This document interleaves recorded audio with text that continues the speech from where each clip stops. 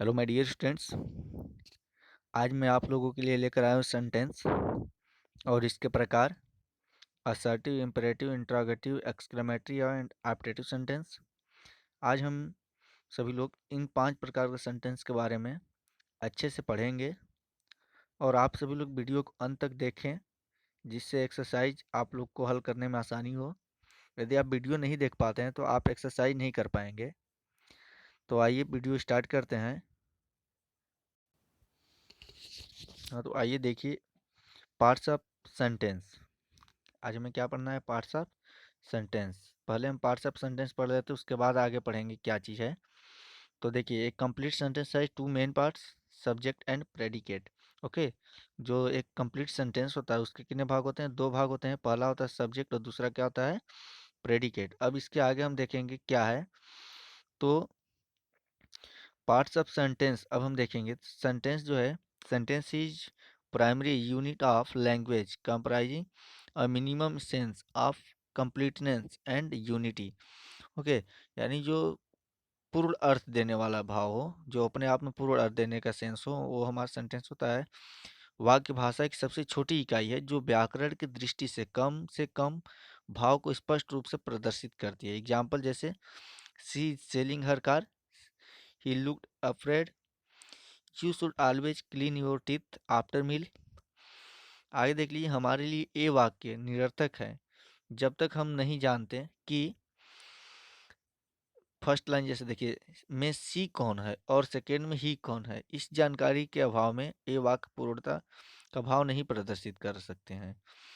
अब हमें यह जानना चाहिए कि वे अव्यय क्या हैं जो वाक्य की रचना के लिए आवश्यक हैं। ये अव्यय हैं जैसे सब्जेक्ट और प्रेडिकेट। हमें वाक्य रचना के लिए क्या जरूरी है? सब्जेक्ट और प्रेडिकेट। तो पार्ट्स ऑफ सेंटेंस जो है उसके 2 भाग होते हैं। देखिए, फर्स्ट सब्जेक्ट और सेकेंड क्या है? प्रेडिकेट। तो अब सब्जेक्ट जैसे एक साइड देखिए, इधर सब्जेक्ट के बारे में बताया गया, इधर आपको प्रेडिकेट के बारे में बताया गया है। तो the part that names a person और a thing in a sentence is called the subject. The subject can be a word or a group of words. जो कुछ सेंटेंस का वह भाग जो किसी भी व्यक्ति या वस्तु के नाम को बताए, वह पार्ट क्या होता है? सब्जेक्ट होता है, कर्ता होता है। The subject can be a word, subject एक शब्द का भी हो सकता है, और ए ग्रुप ऑफ वर्ड्स, या फिर शब्दों का एक समूह भी हो सकता है। अब सेकेंड है प्रेडिकेट। तो प्रेडिकेट क्या है? The part that tells something about the subject is called the predicate. वह भाग, सेंटेंस किसी वाक्य का वह भाग जो सब्जेक्ट के बारे में कुछ बताता है, वो हमारा होता है प्रेडिकेट। तो सब्जेक्ट वाक्य का वह भाग है जिसके संबंध में कुछ कहा जाए। जैसे सी सेलिंग हर कार में सी सब्जेक्ट है। प्रेडिकेट वाक्य का वह भाग है जो सब्जेक्ट के संबंध में कुछ बताता है। जैसे she selling her car, is selling her car predicate है क्योंकि यह सब्जेक्ट सी के संबंध में कुछ बता रहा है। आप लोगों को यह वीडियो बहुत ही आसान लगेगा क्योंकि इसको मैं बहुत ही आसान भाषा में समझाने का प्रयास किया हूँ। तो आगे देखते हैं क्या है। The horse run in the field. Example देखिए, the horse run in the field. इसमें द हॉर्स जो है वो हमारा क्या है? सब्जेक्ट। और रन इन द फील्ड क्या है? प्रेडिकेट। यानी जो सब्जेक्ट का भाग जहाँ समाप्त होती है उसके बाद जो कुछ बचता है वो हमारा प्रेडिकेट होता है। जैसे who or what the sentence is about, doer of action, has a noun और प्रोनाउन। प्रेडिकेट में क्या? व्हाट द सब्जेक्ट डज और is, the action is itself, has a verb. अब आगे देखिए, कुछ एग्जाम्पल देखिए जैसे दिए गए हैं। डिटरमाइनर दैट का यूज पहले, determiner adjective, subject, word, adjective phrase. अब प्रेडिकेट का यूज देखिए, जैसे that elderly man in black went of without paying.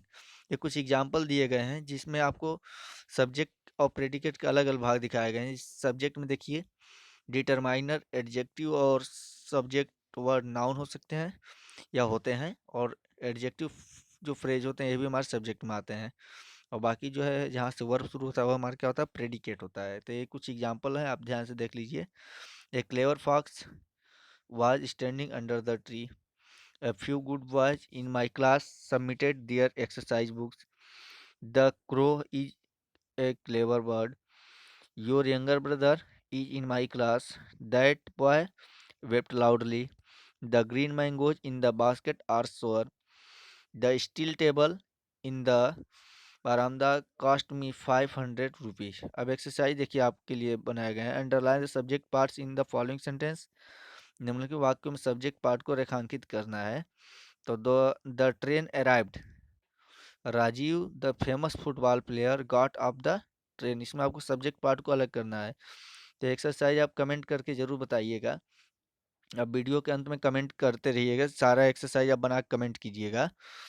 इसमें देखिए नेक्स्ट है, he was the captain of his team, the last match had made him famous, there was a large crowd on the platform to receive the team, Rajiv friend and admirers were there, they gave the team a rousing welcome, one of them garlanded Rajiv. Okay, तो इसमें आपको क्या करना है, subject और predicate का part अलग करना है, वो आप हमें भेजेंगे कमेंट में। और ये कुछ दूसरा एक्सरसाइज जो है, इसमें आपको सेंटेंस बनाना है। जैसे दिया है फर्स्ट, देखिए रेस्पेक्ट दियर पेरेंट्स, और यहाँ क्या है, गुड द बॉय।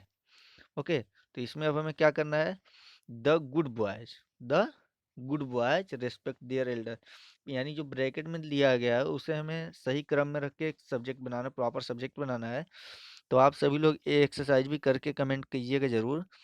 अब देखिए प्रेडिकेट पार्ट क्या है, निम्नलिखित वाक्य को ध्यान से पढ़िए। She is selling her car, is selling verb है और हर कार ऑब्जेक्ट है। तो यानी इसमें वर्ब के बाद जो भी चीज़ आता है, कंप्लीमेंट हो, ऑब्जेक्ट हो, एडवर्बियल हो, जो भी चीज़ हो, वो सब हमारे क्या आते हैं, प्रेडिकेट में आते हैं। अब देखिए हम आगे बताते हैं types of sentence. Types of sentence, sentence के प्रकार, वाक्य के प्रकार। तो आप सभी लोग ध्यान से देखिए। टाइप्स ऑफ सेंटेंस, वाक्यों के प्रकार। अर्थ के दृष्टिकोण से वाक्य 5 प्रकार के होते हैं। मैंने पिछले वीडियो में आपको बनावट के स्ट्रक्चर के आधार पर बताया था, और इसमें आपको सेंस के आधार पर, वाक्य यानी अर्थ के आधार पर बताना, मीनिंग के आधार पर बताना है। तो पहला असर्टिव सेंटेंस और डिक्लेरेटिव सेंटेंस भी इसी को कहते हैं। असर्टिव को ही डिक्लेरेटिव सेंटेंस भी कहते हैं। Interrogative sentence, imperative sentence, optative sentence और एक्सक्लेमेटरी सेंटेंस। ये चार पांच प्रकार के सेंटेंस होते हैं। अब इसमें देखिए चार चार नंबर 2 बार दिया हुआ है, तो इसमें आप ना कंफ्यूज होइएगा, 5 सेंटेंस होते हैं। तो अब हम इन सभी को इनके परिभाषा के साथ समझने का प्रयास करेंगे। असर्टिव सेंटेंस क्या है? The sentence which express yes और no sense is called assertive sentence. वह सेंटेंस जो हाँ या ना का भाव दे, वह क्या होता है, असर्टिव सेंटेंस। ऐसी बात जिससे केवल हाँ या ना का बोध होता है, इस प्रकार के वाक्य को हम असर्टिव सेंटेंस कहते हैं। उदाहरण, तुम लड़का हो, यू आर ए बॉय। मैं नर्स नहीं थी, I was not a nurse. तो इसमें देखिए पहले में हाँ का सेंस आया और दूसरे में क्या का सेंस आया, ना का सेंस आया। तो इस प्रकार से हमारा क्या हो गया, assertive sentence. Assertive sentence is of two types, first affirmative and second is negative. जो असर्टिव सेंटेंस है उसके 2 भाग होते हैं, 2 प्रकार होते हैं। पहला होता है अफर्मेटिव, सकारात्मक, और दूसरा होता है निगेटिव यानी नकारात्मक। अब आगे देखिए, असर्टिव सेंटेंस मुख्यतः 2 प्रकार के होते हैं, affirmative sentence and negative sentence. आइए अब हम इन्हें इनकी परिभाषा समझ। अफर्मेटिव सेंटेंस क्या है? तो sentence which express yes sense is called affirmative sentence. ऐसे वाक्य जिसमें हाँ या स्वीकृति भाव का बोध होता है, वे अफर्मेटिव सेंटेंस होते हैं। उदाहरण, मैं विद्यालय जाता हूँ, आई गो टू स्कूल। आप एक अच्छे विद्यार्थी हो, you are a good student. इसमें हाँ का सेंस है, वो हमारा क्या होता है, अफर्मेटिव सेंटेंस। और जिसमें ना का सेंस है, वो क्या होता है, negative sentence. The sentence which express no sense is called negative sentence. ऐसे वाक्य जिसमें नहीं या अस्वीकृति का भाव बोध हो, उसे क्या कहते हैं, नकारात्मक वाक्य कहते हैं। उदाहरण, मैं बाजार नहीं जाता हूँ, I don't go to market. Ram किताब नहीं पढ़ता है, Ram does not read book. तो आगे देखिए, इंट्रोगेटिव सेंटेंस क्या है, प्रश्नवाचक वाक्य क्या है। The sentence which is use to ask a question is called interrogative sentence. वे वाक्य जो प्रश्न पूछने के लिए प्रयोग किए जाते हैं, प्रश्नवाचक वाक्य कहलाते हैं। उदाहरण, क्या तुम बाजार गए थे, did you go to market. तुम्हारा क्या नाम है, व्हाट इज योर नेम। तो इस प्रकार से ये हमारे इंट्रोगेटिव सेंटेंस कुछ एग्जांपल दें। अब इंट्रोगेटिव सेंटेंस मुख्यतः 2 प्रकार के होते हैं, यस नो टाइप क्वेश्चन और डब्ल्यू एस टाइप क्वेश्चन। अब बहुत सारे स्टूडेंट यहाँ पे यस नो टाइप और डब्ल्यू एस टाइप क्वेश्चन में कंफ्यूज हो जाते हैं, तो आज आपका कंफ्यूज क्लियर हो जाएगा। और यदि कंफ्यूज क्लियर हो जाए तो चैनल को जरूर सब्सक्राइब कर दीजिएगा। तो देखिए यस नो टाइप क्वेश्चन क्या है, ऐसे इंट्रोगेटिव सेंटेंस जो ऑक्सिलरी वर्ब यानी सहायक क्रिया से शुरू होते हैं, अथवा ऐसे प्रश्नवाचक वाक्य जिसका उत्तर देते समय हमें हाँ या ना में उत्तर देना होता है, वे यस नो टाइप क्वेश्चन कहलाते हैं। ओके, अब जैसे उदाहरण देख लीजिए, क्या तुम लंबे हो, आर यू टॉल।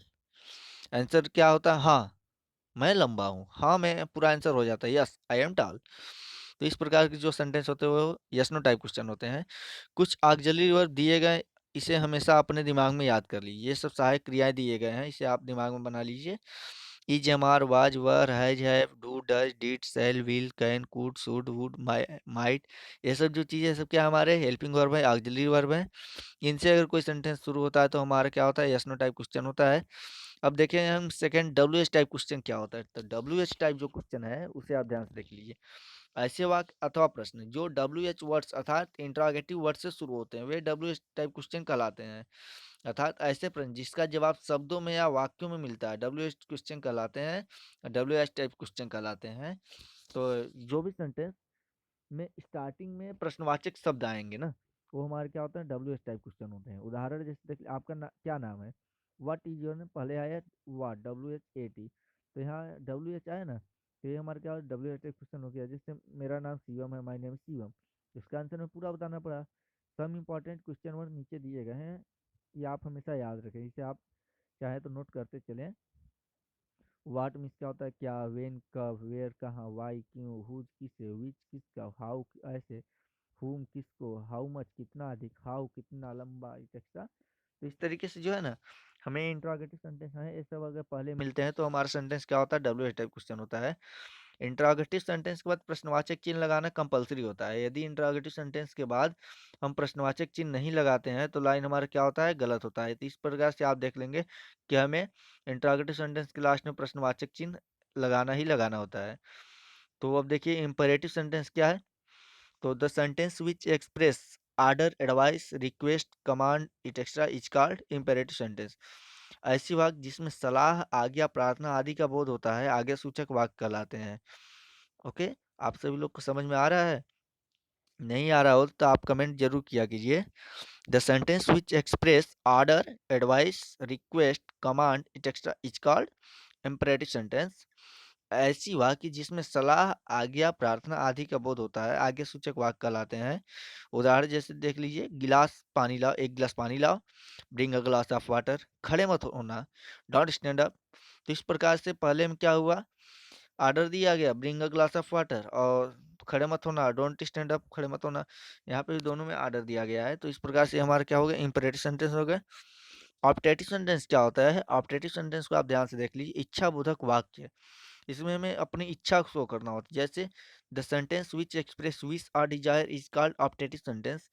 इच्छा को जो शो करे वो क्या होता है, ऑप्टेटिव सेंटेंस होता है, इच्छा बोधक वाक्य होता है। जैसे ऐसे वाक्य जिससे इच्छा या भाव का बोध हो उसे हम इच्छा बोधक वाक्य कहते हैं। उदाहरण, मे यू लिव लॉन्ग, तुम दीर्घायु हो, ओ माई गॉड। तो इस प्रकार जो है ये हमारी इच्छा बोधक वाक्य है। अब हमारा नेक्स्ट बचा एक्सक्लेमेटरी सेंटेंस। एक्सक्लेमेटरी सेंटेंस क्या होता है, तो ये विस्मयादि बोधक वाक्य हिंदी में इसका अनुवाद होता है। और अगर इसका एक्सप्लेनेशन करें हम तो देखिए क्या है,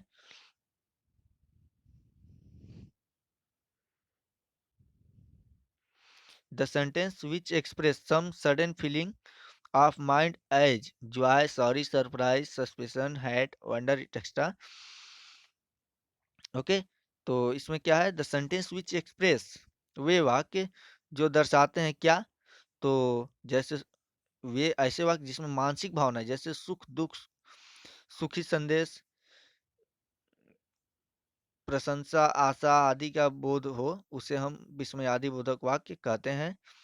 अब आगे देखिए उदाहरण में, वाह हमारी टीम ने मैच जीत लिया है, वो होरा my team has on the match. तो ये हमारा क्या है, एक्सक्लेमेटरी सेंटेंस के एग्जांपल थे।